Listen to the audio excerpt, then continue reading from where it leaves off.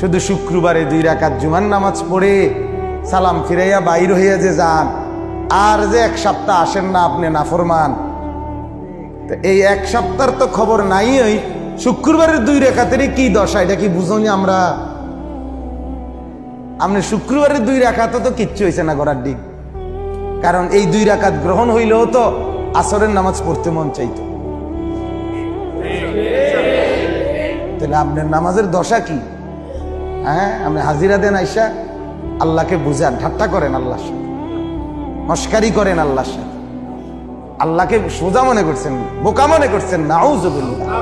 কি ভাবছেন মিয়া? কি ভাবছেন? কি ভাবছেন? একটা বিল্ডিং এর ঘরে থাকেন, কয়টা টাকা রোজগার করেন, আর এই ফাঙ্গাস তেলাপিয়া ফার্মের মুরকার কক মুরকা দিয়া ভাত খান, ধন্যপাতা, কাঁচামরিচ, টমাটো, আলুর ভর্তা, এটা দিয়ে নিজেকে খুব বুদ্ধিমান মনে করছেন না? খুব সুখের জিন্দেগি মনে করছেন।